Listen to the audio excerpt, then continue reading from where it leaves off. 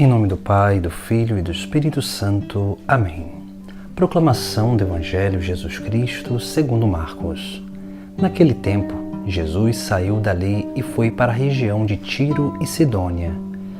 Entrou numa casa e não queria que ninguém soubesse onde ele estava, mas não conseguiu ficar escondido. Uma mulher que tinha uma filha com espírito impuro ouviu falar de Jesus. Foi até ele e caiu aos seus pés. A mulher era pagã, nascida na Fenícia da Síria. Ela suplicou a Jesus que expulsasse de sua filha o demônio. Jesus disse: "Deixa primeiro que os filhos fiquem saciados, porque não está certo tirar o pão dos filhos e jogá-lo aos cachorrinhos." A mulher respondeu: "É verdade, Senhor, mas também os cachorrinhos debaixo da mesa comem as migalhas que as crianças deixam cair."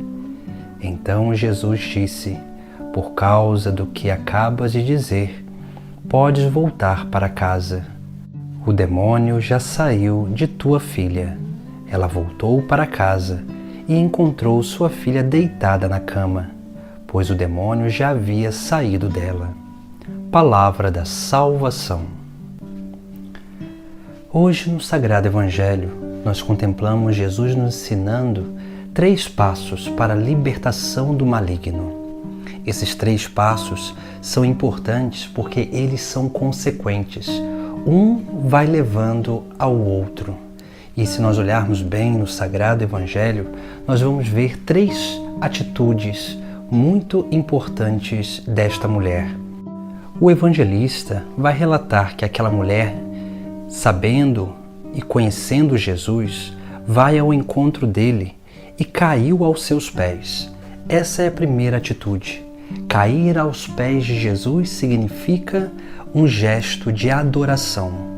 O primeiro gesto que nós precisamos ter diante da nossa vida e da nossa relação com Deus é esse gesto de adoração.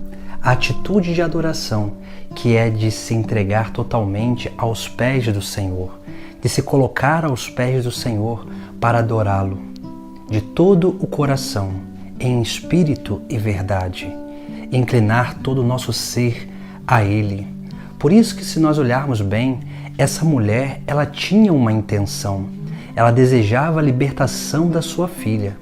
Talvez se o problema estivesse nela, ela não teria essa atitude de cair aos pés de Jesus Cristo. Mas ela tem aquela atitude porque ela vê um mal acontecendo na vida de quem ela muito amava, que era a sua filha. Por isso que ela se prostra aos pés de Jesus Cristo. Assim também, a nossa adoração, ela precisa ser motivada. É claro que a adoração deve ser um gesto de generosidade, um gesto de liberalidade da nossa vida, mas ir ao encontro do Senhor para adorá-lo é sinal de um reconhecimento que nós somos inferiores a Ele, de um reconhecimento que Ele está muito acima de nós mesmos e por isso Ele merece ser adorado. Porque nós somos criaturas e Ele, Criador. Esse é o verdadeiro motivo da nossa adoração. Ele é o Criador. Ele é o nosso Senhor, aquele que deve reger a nossa vida, aquele que já imprimiu em cada um de nós uma vontade, uma lei natural que nos conduz à plenitude. Mas nós precisamos cada vez mais exercer essa lei natural. O exercício dessa lei natural já é adoração. O exercício dessa lei natural já é esse prostrar-se diante de Jesus Cristo. Por isso que a adoração é a porta para a libertação. Depois nós vemos como que também essa mulher, ela vai ali pedir, ela vai suplicar pela sua filha. E aqui nós temos a segunda coisa, a súplica, o pedido. essa intercessão que nós precisamos aprender a fazer para com aqueles mais necessitados. Por isso que a nossa própria libertação, ela depende daquilo que é a capacidade de generosidade para com o próximo. Porque uma vez que nós cultivamos um egoísmo, nós não conseguimos ser libertos do demônio. Por isso que quanto mais nós aprendermos a servir o próximo, a buscar o bem do próximo, mais nós vamos crescendo nessa capacidade de caridade. E a experiência do amor para com o próximo vai fazendo com que de nós se transborde a graça divina. E a graça divina, enquanto vai transbordando da nossa vida, ela vai purificando e vai lançando fora de nós tudo aquilo que ainda são as desordens. Porque nós vamos começando a purificar o nosso coração para nutrir somente coisas boas, intenções boas, para que nós possamos ter pensamentos bons, para que nós possamos também, cada vez mais, diante dessa grande obra de generosidade, aprender a ver a bondade de todas as coisas, a obra de Deus e a mão de Deus nos conduzindo e reconduzindo a nossa vida. Por isso que essa súplica, ela é importante, e a súplica, ela se manifesta através do serviço.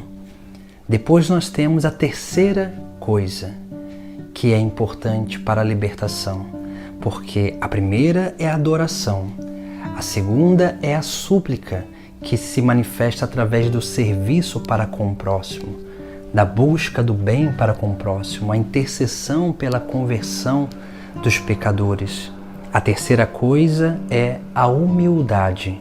Veja que Jesus Cristo vai dizer a ela: deixa primeiro que os filhos fiquem saciados, porque não está certo tirar o pão dos filhos e jogá-los aos cachorrinhos.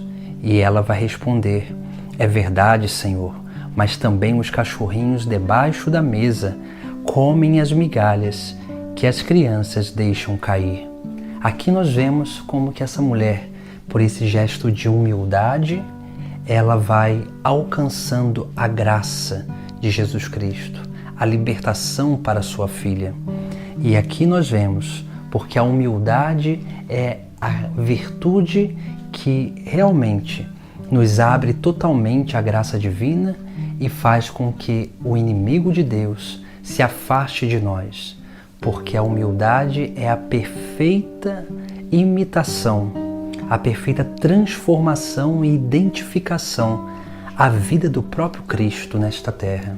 E uma vez que nós nos aproximamos de Jesus Cristo nessa terra, mais nós conseguimos também, diante da nossa vida, sermos capazes de ir ao encontro dessa libertação para nós e também para o nosso próximo. Por isso que, se nós queremos ser libertos do demônio, das tentações ou das opressões, dessas forças malignas que tentam nos distrair e nos arrastar, nós precisamos dedicar tempo à adoração, à súplica, ao serviço, para alcançarmos e exercitarmos a virtude da humildade, porque essas três coisas alcançam de Deus as graças necessárias para a nossa salvação e para qualquer libertação que nós necessitamos em nossa vida. Em nome do Pai, do Filho e do Espírito Santo. Amém.